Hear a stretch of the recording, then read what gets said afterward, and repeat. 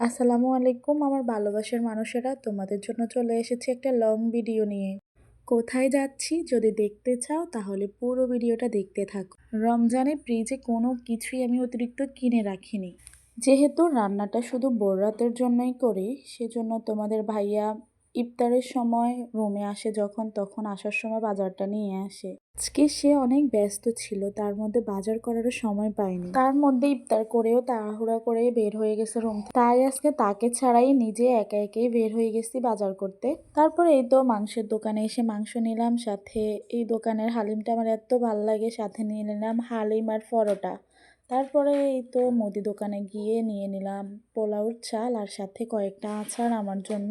বাজার শেষ করে এই তো বাসাতে চলে যাচ্ছি। বাসাতে গিয়ে সব কিছুকে সুন্দর করে খুলে নিচ্ছি। এই তো এখানে আচারগুলো বের করে নিলাম, তারপরে এই তো পোলাওর চাল আর মাংসগুলোকেও একটা পাতিলে নিয়ে নিলাম। তারপরে হালিমগুলোকে বের করে পরোটা আর হালিম খেয়ে চলে এসেছি কিচেনে আবার রান্নার জন্য।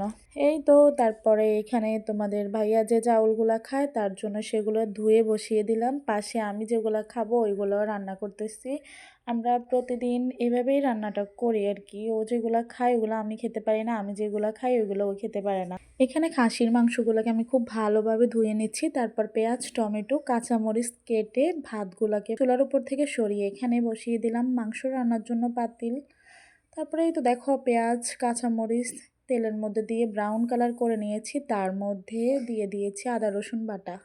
একটু চাও বসাই দিছি, চা একটু না খেলে মনে হয় যেন প্রতিদিন ভালোই লাগে না। এই তো আমি একে একে মশলাগুলোকে দিয়ে সুন্দর করে কষিয়ে নিয়েছি। এর পাকে আমার চাটাও হয়ে গেছে। তারপরে কালকে ইফতারের জন্য পায়েস রান্না করবো, ভাবতেছি আজকেই পায়েস রান্না করে ফ্রিজে রেখে দিই, তাহলে ঠান্ডা ঠান্ডা খেতে ভালো লাগবে। তারপর এই তো আমার মাংস রান্নাও শেষ, সাথে পায়েসও রান্না হয়ে গেছে।